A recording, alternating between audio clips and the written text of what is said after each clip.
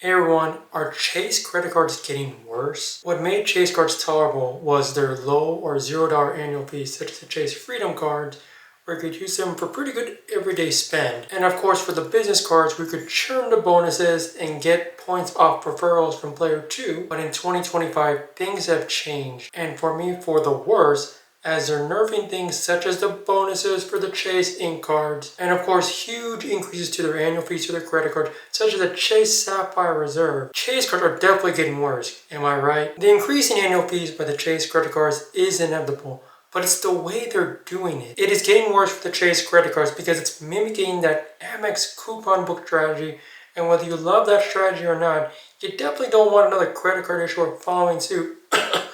City. And with those coupon books, it kind of forced yourself to use those coupons and try to get max value for your high annual fees. One recent example is Chase with their co-branded credit cards with United Airlines and their increased annual fees. For their credit cards with Chase and United, their annual fees have gone up as low as 32% up to 58%, which is an increase of $55 or up to as high as $170. These changes for the United credit cards with Chase for new cardholders were applied immediately as of March 24th this year. And for existing cardholders, you get to actually reap the new benefit, but you will be subject to pay those annual fees starting August 1st, 2025.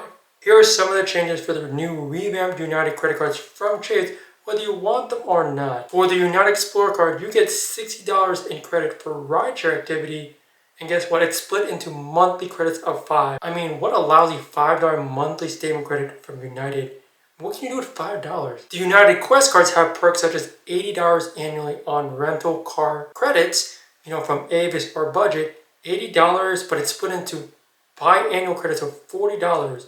So meaning that if you don't rent cars, well, that's bad. And if you take rideshare all the time, that's really bad.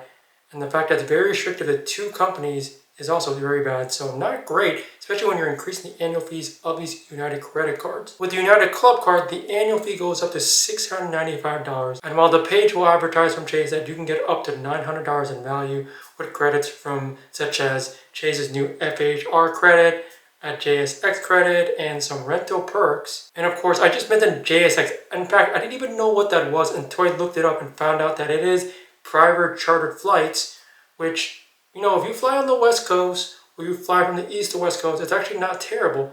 But if you stay in the East Coast, it's actually pretty bad.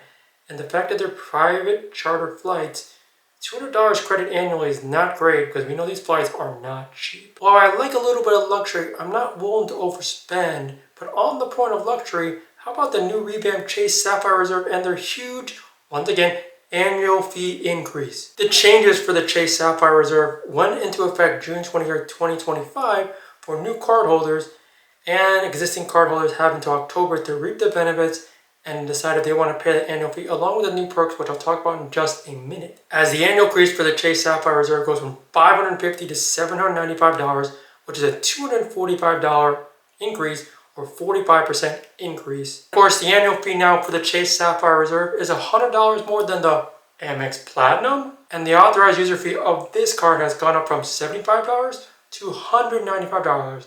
Over a $100 increase for an authorized user for a Chase Sapphire Reserve. One detail of these changes for the Chase Sapphire Reserve, as people have talked about, is the fact that they are sort of kind of devaluing the 1 cents per point travel portal redemption, as they will advertise it saying, hey, it will go down to 1 cent per point, but it could go up to 2 cents per point with the points boost. The thing with the points boost that's in fine detail is that it only applies to selected flights and hotels.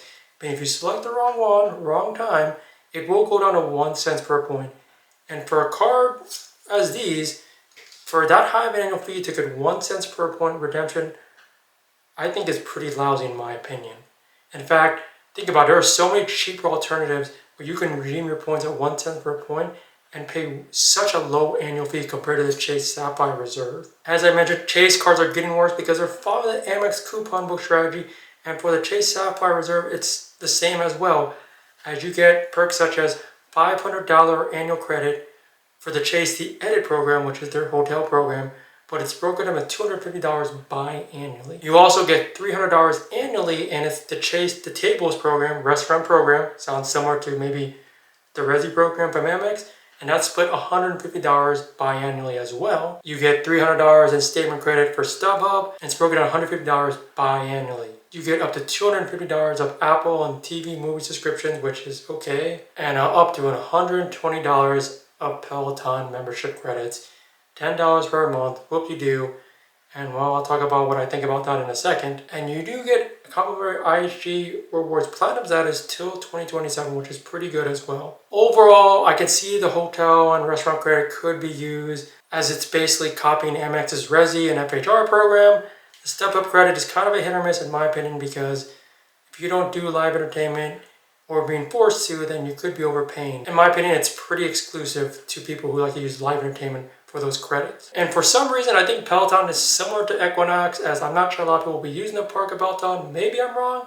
And plus $10 a month is pretty low, since the monthly membership is so much more, so meaning you would be paying out of pocket to use Peloton membership. And with the coupon strategy, if you add some of those credits up, it comes around just shy of $1,500. You add a $300 travel credit, and you're getting like $1,800 in value, as opposed to that $795 annual fee. It's pretty good in my opinion, but the fact that you have to kind of really force yourself to use it and to make that effective annual fee in the positives, do you really want to follow that coupon strategy from Chase and try to get max value? I don't know about that. To me, it's a headache with the coupons and the fact that they're lowering that 1.5 cents per point travel redemption in the portal. As we're talking about Chase Sapphire cards, there's a rumor now with the Chase Sapphire Preferred, the annual fee is going up from $95 to $150, and that's supposed to start in January 2026. And the issue with that is no coupons are being added. So you're basically using the Chase Sapphire Preferred and paying $55 more now to basically transfer points to travel partners. Good? Bad? Let me know on that. And you're probably thinking the annual fees have increased with Chase. No, not really.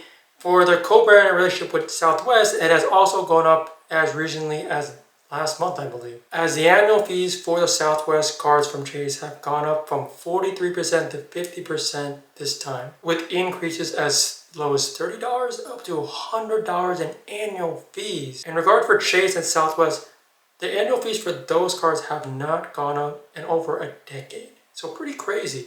But let's see what the perks are. To me, the perks you're getting from the new revamped cards are pretty weird, because you're getting bags, check bags, priority boarding, A-list status perks, anniversary stuff.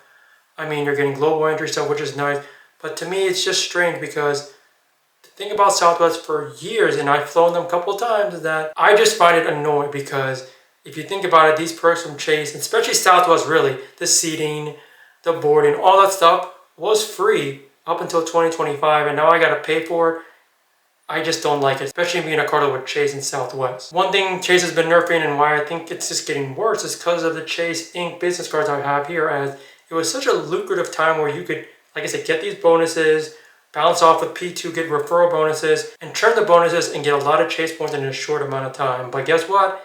Once again, Chase cards have gotten worse, and they've tightened up on the approval process. Basically, if you have 0 ink cards, 0 of these, you have about an 87% of getting them as long as you're under Chase 524. Once you have 1 of these cards, your approval rate goes down to 67%. Once you get 2 of these cards, then your approval rate goes down to 57%. And once you have 3 of these cards, they're saying your approval rate goes down to 18%. And of course, if you have 4 of these cards, somehow data points show that the approval rate now is 0%, meaning you can't churn the bonus anymore, whether you're doing it through Sole Prop or your LLC. And of course, with the Chase business cards, it's getting worse because they're nerfing the referrals now. The referrals got nerfed because it used to be 40,000 Chase points per referral, and it got nerfed down to 20,000. But wait, it gets worse. As the referral max limit for the Ink business cards was at 200,000 max, and guess what? It slowly went down to 100,000 points you can get off referrals. So slowly nerfing and making them worse. And of course, that basically means if you only can get 100,000 points from Chase as referral, that means you can only get 5 referrals max per year. And of course, the newest note is October 7th, 2025. You can only get a Chase Inc. business referral from a new business card approval, meaning we can't do the P1, P2 churning off each other anymore. So once again, Chase cards, high annual fees, nerfing the Inc. referral bonuses, and that's why I think Chase cards now are getting worse and are not going to get better over time. Anyway, that's it for the video. Let me know what you think about the video and my research and rant on the Chase cards as they're getting worse by the minute. Let me know if you found value on this content, and make sure to hit that like button, subscribe, share my content going forward. And also make sure to subscribe to my new travel channel, Along with Travel. As I say in all my videos, life is short, travel more. I'll see you on the next one.